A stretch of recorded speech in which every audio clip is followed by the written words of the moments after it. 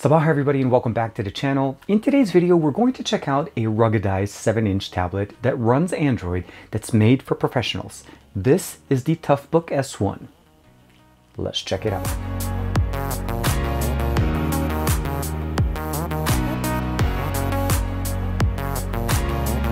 Like and subscribe and make sure you hit that bell icon so that you're always notified to whenever we have new videos on the channel. So this is the latest release from Panasonic when it comes down to their TOUGHBOOK, specifically tablets. This actually is a 7-inch tablet that is ruggedized. It's intended to basically go through a lot more than our typical tablets are intended for.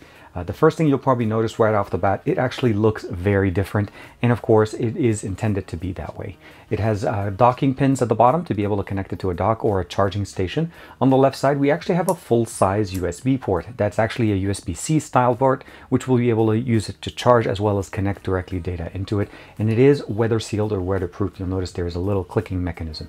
Right above that we have the volume rocker, the power button, and an LED light indicator for whenever we're charging or any data needed. Also, this will start flashing whenever we're doing the hot swappable battery option that we have even while it's on. On the back we have one sensor that's mirrored right there with the dual tone LED flash. And we have some additional ports here for additional accessories. The model that I have does not have any of them activated, but there are other options that you're able to activate. And of course, the battery itself is very easily removed. You just unlock, remove the tab, and then you're able to basically remove the battery directly from the back.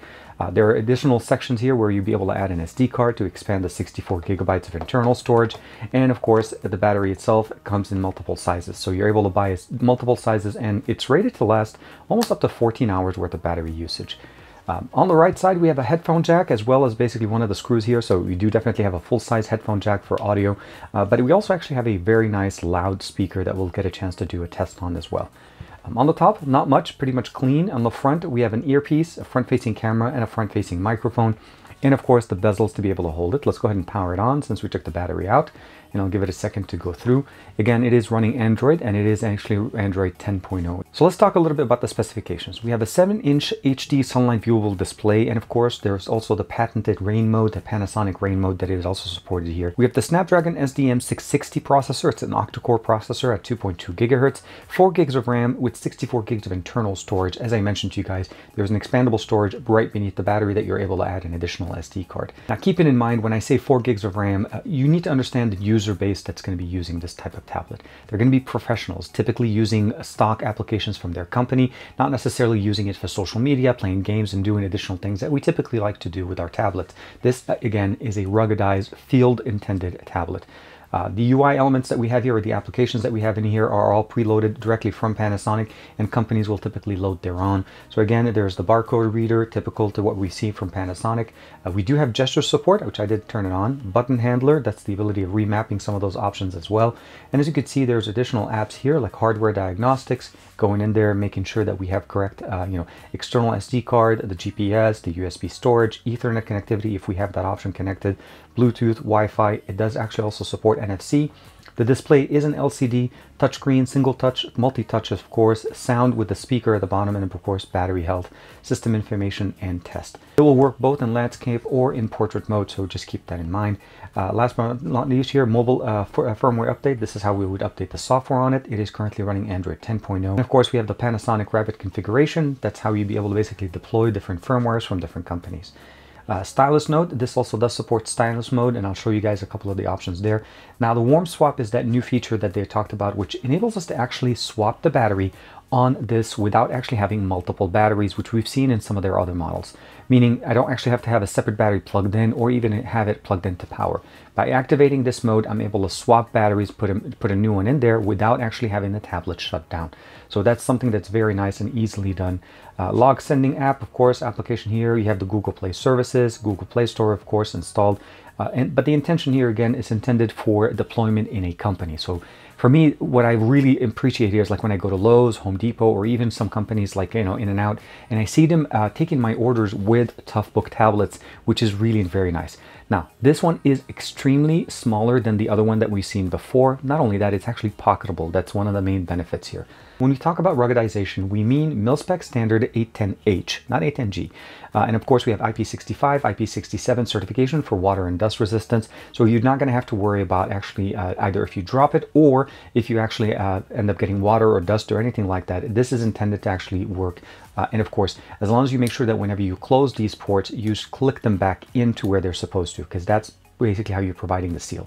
These buttons don't need to be protected, but the headphone jack as well as the USB-C port, that definitely needs to be protected. Now, they do include the charger in the box with the USB-C to USB Type-A connector, so you're able to basically charge up your tablet. And again, it goes through the same USB-C connection that you're able to transfer data over to it. LTE connectivity will be provided through Verizon or AT&T, and of course that is going to be extra, but overall you're able to use it as just a standard tablet connected over Wi-Fi if you want to. We have, as I mentioned to you guys, we have Android gestures. Android 10.0 is preloaded in here. As far as connectivity, or actually under the display, if we go under advanced, you're able to scroll down all the way and get access to the touch operation mode. Now, normal touch operation is the typical one that we usually use. Now we have glove mode, the ability of using it with gloves on, and I'm talking about thinner gloves, not necessarily the super thick ones. Now, pen mode enables us to actually use pens, and of course you do need to activate it for that to work. It does not have a silo for the pen, so you do need to carry that separately with a I think a lanyard that they sold separately with it. Lastly, we have the Panasonic patented rain mode that is built in as well, so you do need to activate it here, and then you'll be able to use it.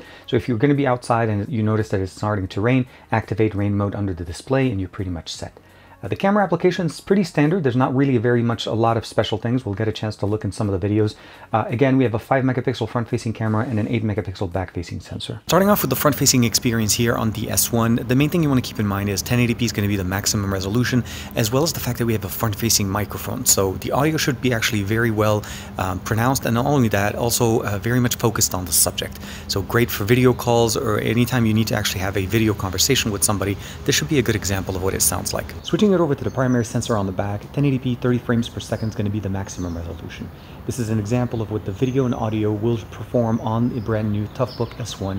And again, it's a ruggedized tablet that fits in your pocket that has a lot of specific features made for professionals. So hope you guys enjoyed this example. I'm also pretty much sure you guys want to see how the images look like from here, so I took a few images and some pictures, portrait images from the front and back facing sensor as you guys are looking.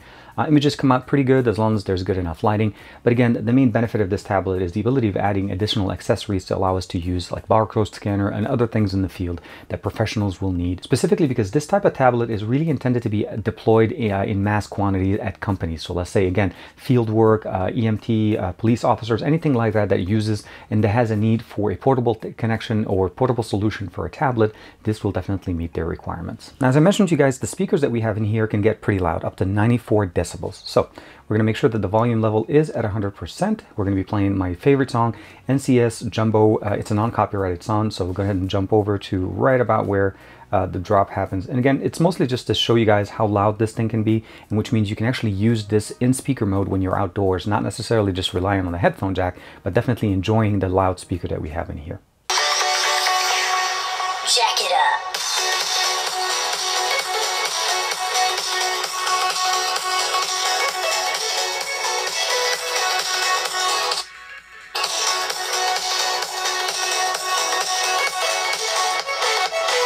So definitely gets very loud, and one thing I definitely appreciate is the fact that it's facing us. So it's using the earpiece at the top here to provide us that experience. So at this point, you're probably wondering, who is this tablet for? This is intended to be deployed at companies and fields. So what I mean by this, essentially, police officers, fire department, anybody that basically is part of a crew or a fleet of people that work for a company that need to be connected and have access to either specific tools that you need to have that are portable with you. So this is running Android 10.0, and it is running basically a Qualcomm chipset that is intended to be maintained and sustained for a long amount of time. This is a reason why they're going with the 660 over, let's say, some of the other options that we see on the market.